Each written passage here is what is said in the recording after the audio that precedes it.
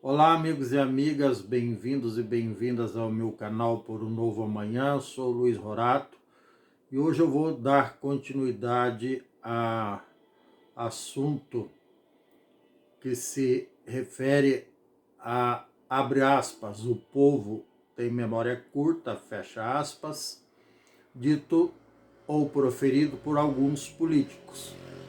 Alguns de má índole se baseando nisso para justificar seus erros, suas falcatruas, e outros exatamente o oposto, lamentando que o povo tenha memória curta e exatamente por isso insiste e persiste por fanatismo ou por memória curta mesmo em reeleger pessoas desclassificadas, de reputação suspeita, de índole suspeita, enfim. É o que acontece no Brasil. Para o nosso consolo, não é só no Brasil que acontece isso. Vejam lá na Rússia o Putin, vejam a história do ex-presidente Donald Trump nos Estados Unidos e muitos outros.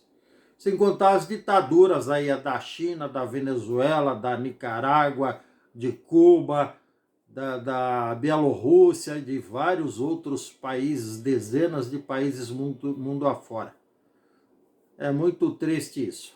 A da China é a maior delas, mas justamente pelo braço forte, digamos assim, não no bom sentido, pela repressão muito grande do birô do comunismo chinês, não existe muita resistência da parte do povo, muitas manifestações, enfim. Outros casos igualmente, ou piores até, são os países, sobretudo do Oriente Médio, aqueles que têm uma forte influência ideológica, uma forte influência religiosa dentro do governo. Muitos são comandados pela cúpula da igreja, digamos assim, da ideologia predominante, quando não são comandados por grupos terroristas, que é o caso da, da faixa de Gaza, que aquele grupo terrorista Hamas, todos sabem, assumiu o poder, se transformou, entre aspas, em partido político, e lá no Paquistão e no Afeganistão, que o Talibã, que é outro grupo terrorista, também assumiu o poder, também se transformou em partido político. E é muito triste isso, e é mais triste ainda que o povo cordeiro omisso se subordine, se deixe dominar por esse tipo de gente nefasta e criminosa. Mas enfim, voltando ao nosso assunto, o tema de hoje, o nosso atual ocupante da cadeira de presidente, não necessariamente o gestor principal do país, obviamente, por ser um despreparado contumaz, ele,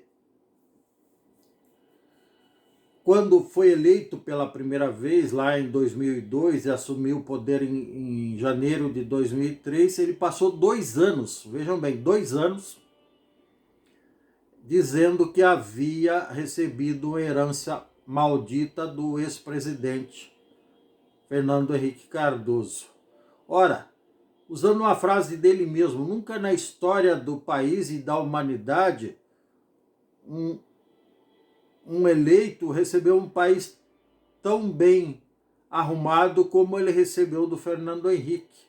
Até porque foi o Fernando Henrique, nos seus 8 anos de mandato, e mais 2 anos de mandato do seu antecessor Itamar Franco, que fez, quando o próprio Fernando Henrique estava à frente do Ministério da Economia, que criou o Plano Real e resgatou a economia brasileira, resgatou a credibilidade do Brasil no mundo, resgatou a capacidade de investimento do Brasil, a credibilidade perante o mercado interno e externo, tirou nada menos que 27 milhões de famílias que estavam abaixo da linha da pobreza, resgatou os investimentos, o emprego, enfim, só fez coisas positivas.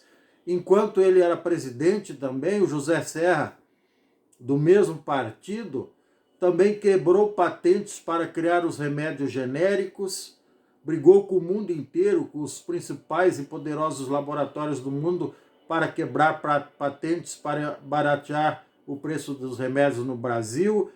O Brasil foi pioneiro também, através do José Serra, que é médico,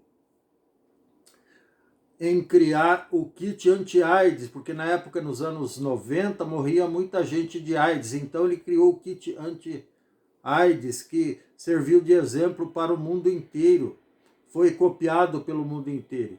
Então, só coisas positivas, além do que eu já disse antes em outros vídeos a respeito desse assunto, que as melhores leis do país foram feitas nessa época. Enfim, só coisas boas aconteceram.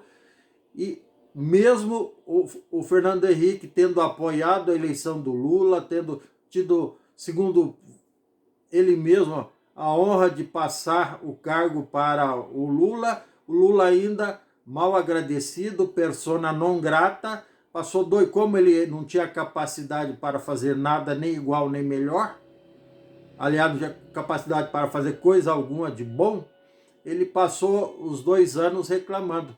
Mas enquanto isso, enquanto reclamava, ele estava também criando a cortina de fumaça para aparelhar o governo, as estatais, sobretudo a Petrobras e também os fundos de pensão, colocando quadrilhas de diretores lá que causaram os rombos bilionários que todos nós já sabemos. Tá bom? Então é isso que essa persona não grata fez com relação ao seu antecessor, e pior, com esse discursinho de que recebeu uma herança maldita. Para resumir, eu vou dizer o que é herança maldita, do meu ponto de vista. É a criança, o jovem, o adolescente, ou seja, o herdeiro de qualquer família, receber como herança maldita a influência negativa dos seus pais, que sempre acreditaram em pessoas erradas, sempre elegeram pessoas erradas para o poder e passaram isso para os seus filhos. Eu vejo isso em muitos lugares, que pais influenciaram negativamente seus filhos, induzindo esses filhos ao fanatismo para acreditar em pessoas de reputação suspeita, de má índole, de caráter duvidoso, que são extremamente apegados ao poder, são corruptas, são pessoas realmente nefastas e que, por influência negativa, independente de serem de direita ou de esquerda, por influência negativa de seus pais, muitas vezes com pouca informação política ou nenhuma, acabaram seguindo a mesma linha e como um rebanho que segue o seu pastor cegamente, mesmo que esse se atire no precipício, o rebanho vai atrás. Isso é muito triste e essa é a única herança maldita que alguém pode receber, tá bom? Se você gostou, dê um like, dê um joinha, inscreva-se no meu canal, não custa nada, ative o sininho para receber novos vídeos em tempo real. Sorte, sucesso, um grande abraço e tchau. Até mais. Gratidão e muita paz.